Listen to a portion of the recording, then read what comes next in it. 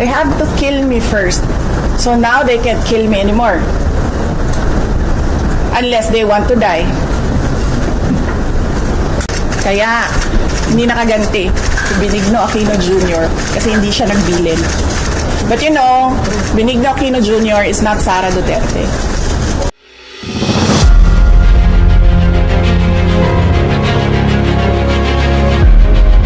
We recognize Congresswoman Janice Degamo, 3rd District of Negros Oriental. Meron lang po akong gustong klaruhin with the National Bureau of Investigation. While I was listening kanina at the start with the statements of Congresswoman Leila de Lima, meron lang po talaga akong gustong balikan dun sa paragraph 105 ng Sabalia complaint. Gusto ko lang po itanong ulit na wala po bang latest statement from the time the statement was issued about the threats against the President, the First Lady, and the former Speaker. At present, wala po bang latest na denial or comment ang bise sa usaping threat po? Noong November 26, 2024, nagkaroon siya ng interview with the media. Noon po niya kinlarify yung about po dun sa threat, Your Honor. Tama po ba na that was parang statement niya was telling the public na it was conditional threat? Yes, Your Honor. Pwede po ba nating balikan yung video? This is a reply to the statement issued by the Presidential Communications Office on the order of Executive Secretary Lucas Bersamin dated November 23, 2024. The Marcos administration's insistence that the President's life is under active threat is ominous. I raise this caution as the President and his sycophants aggressively sell a narrative based entirely on my statement, which is taken out of its logical context. Bakit hindi nila pinapalabas kung ano yung question ng media? Bakit hindi nila pinapalabas kung ano yung una kong sagot? Bakit ang pinapalabas na lang nila is the last, 4 words of my entire statement? They are building a narrative, and I'll tell you kung anong playbook ito.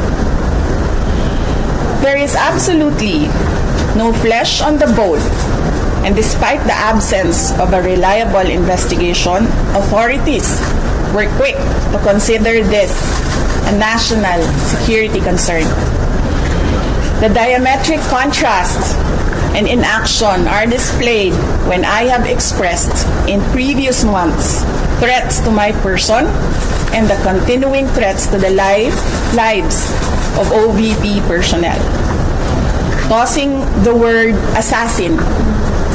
Pakicheck, may sinabi ba akong assassin doon? Wala. So nilalagay nila doon sa narrative nila, assassin. And nilalagay nila sa narrative nila, murder plot. Into this issue, tossing the word assassin into this issue makes things even more terrifying for our country. And especially because I never used that term during my recent consternation against the Marcos administration's failure to serve the Filipinos while it masterfully persecutes political enemies. Common sense should be enough for us to understand and accept that the supposed conditional act of revenge does not constitute to an active threat. This is a plan without a flesh. Pag pinipilit mo siya na active threat siya, isipin ninyo ang buong mundo na nanonood. Ganito ba ang kapasidad ng mga Pilipino na mag-isip? Diba? Ba't wala silang pakialam dyan? Pero ako, nahihiya ako na ganito ang kapasidad ng mga tao sa administrasyon. I am confident that an honest scrutiny would easily expose this narrative to be a farce, imagined, or nothing at all. So, may question kayo? You said you were taken out of context, and you also mentioned that they have a playbook. Yes. They're going by. Yes. So can you explain to us that context? Set it straight. Yes. And also explain to us that playbook that you're talking about. Okay, sige. So, the context is, what did I say? I was asked, do you know about the Roman... I'm sorry ha. I was asking for the transcription of all that I said. I did not get it before I came down. So, I have a problem remembering the exact words. Yes. So there was a question about Romanov, and I said, well, this is the first time that I've heard of that. But I've been warned by 2 persons already. 2. Be careful. I forget now what the words were said, but I will review my notes and I will tell you what that one person said and how he said to be careful, and that one other person, what that other person said. So, tatlo na yun. One person warned me, another person warned me, and then I was asked during a press briefing by a media person if I know of these plans, if you can say the word, if that is the correct word to use here, plans. So I answered, I was asked Romanov, and then I answered, I was told by 2 people, this is the first time I've heard of Romanov, so that is the 3rd already. And I said, don't worry about my security. If they kill me, if I die, kapag pinatay ako, or kapag namatay ako, in the context of don't worry about my security. So this means pinatay ka. Diba? Kasi hindi ka naman mamamatay by heart attack in relation to your security. Diba? So, pag namatay ako, I already asked a person to take revenge against 2-3 individuals. So, my question now to the administration, is revenge from the grave a crime? So, but you already talked to a person Yes. to do that Yes. in the event that you get killed. Yes. Yes. So that much is clear. Yes. So I have to die first. They have to kill me first. They have to kill me first. So now they can't kill me anymore. Unless they want to die. And in the playbook that you were talking about. Yes, the playbook. The playbook. Remember, they are known for political persecution. They suppress and oppress opposition. And then somebody was assassinated on the airport tarmac. Diba? They oppress and suppress, and the people were getting angry, frustrated, and what did they do? They created a scenario that there is a national emergency. They, set bombs to create a scenario that there is a national emergency. And then, they assassinated their political enemy. So that's the playbook. We already saw that in history. So that is my proof.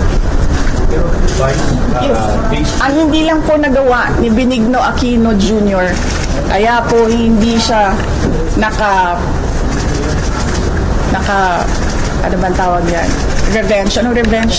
Nakaganti. Hindi siya nakaganti. Kasi hindi siya nagbilin. Diba? Kaya, hindi nakaganti si Benigno Aquino Jr. kasi hindi siya nagbilin. But you know, Benigno Aquino Jr. is not Sara Duterte. So, ibang tao din siya. Ibang tao din ako. That was it po, ano? Dito po makikita na pinapaliwanag ni VP Duterte na conditional lang ang kaniyang naging pahayag. Tama po ba? Yes, Your Honor. Na may mangyayari lamang kung may mangyari rin sa kanya. Yes, Your Honor. However, gusto ko lang pong i-point out na kahit ang isang statement ay may kondisyon, hindi nito mababawasan ang seriousness o posibleng epekto nito. In matters of security and law, even conditional statements can still create real concern and should not be taken lightly. Madam Chair, kapag ang usapan po ay may kinalaman sa banta ng buhay, kahit pa may kasamang kondisyon, kailangan pa rin itong seryosohin. Ang ganitong klaseng pahayag ay maaaring magbigay ng impression na may possibility na maisagawa ito, lalo na kung ang nagsasalita ay may kakayahan o impluensya. Kaya mahalaga po na ito ay ma-review at ma-address ng maayos at agad para maiwasan ang anumang risk at mapanatili ang safety at kaayusan ng lahat po. Yan lang po, Madam Chair. Madam Chair, I wish to interject something germane. The Honorable Laila De Lima is recognized. This is germane to what was stated by the Honorable Degamo. A threat is a threat, with or without a condition. Closer to the microphone, ma'am. A threat is a threat, with or without a condition. The crime of grave threats is consummated, with or without a condition. In the case of Calawag versus People, GR number 171511, March 4, 2009, the Supreme Court held, quote, "In grave threats, the wrong threatened amounts to a crime which may or may not be accompanied by a condition," end of quote. That's all, Madam Chair. Madam Chair, Thank you. The Honorable SDML Lawrence Defensor. may I add something to what the Honorable De Lima has said? This is not simply a threat punishable under a statute. This is not simply a threat that is defined under the revised penal code. But this is an impeachable offense which violates the Constitution. Thus, it is betrayal of public trust. Thus, it is a high crime regardless of whether it is a threat because of the gravity of this act by the Vice President. So remember, it is not a simple crime under a statute or a law, but this is an impeachable offense under the Constitution. Thank you, Madam Chair. Pag namatay ako, I already asked a person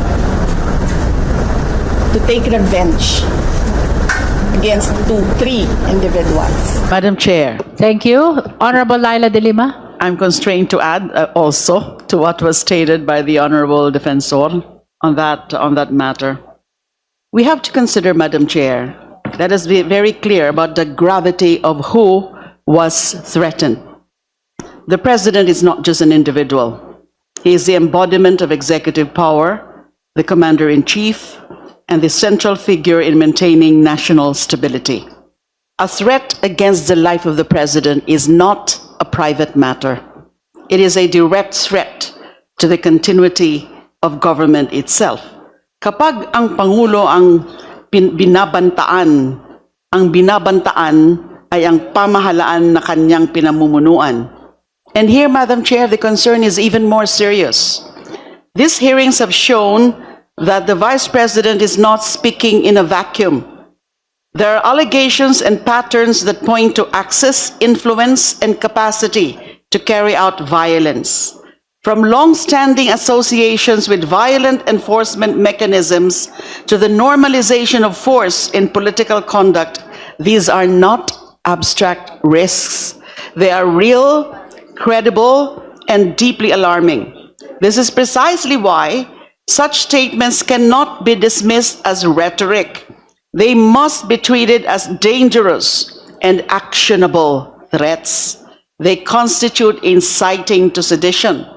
By publicly invoking violence against the President, the First Lady, and the former Speaker of the House, she is legitimizing and encouraging acts of hostility against persons in authority.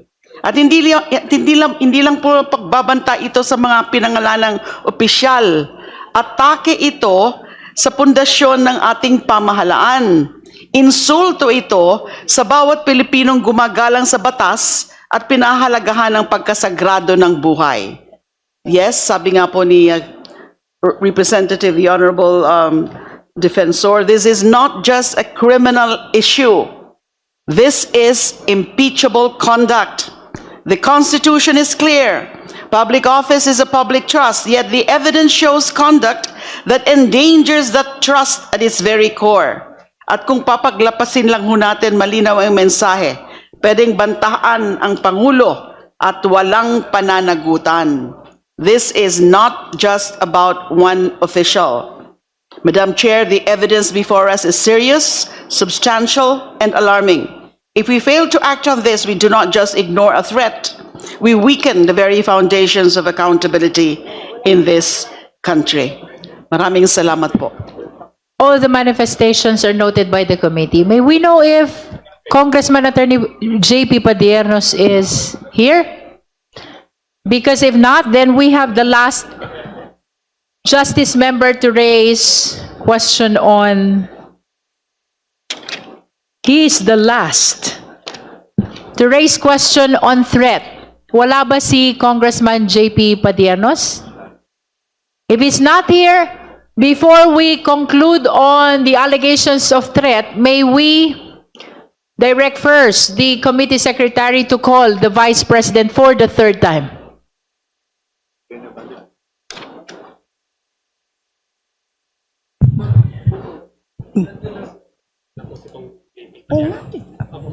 May the committee know if the respondent, Vice President Sara C. Duterte, is present in today's hearing? The respondent, Vice President Sara Duterte, is not present in today's hearing, Madam Chair. Let it be placed on the record that the committee secretary called the Vice President for the third time and she continues to be not around in our hearing today. This is for the purpose of extending to her the continuing opportunity to present her evidence, including counter evidence, as well as raising clarificatory questions through the justice members. That is for the record.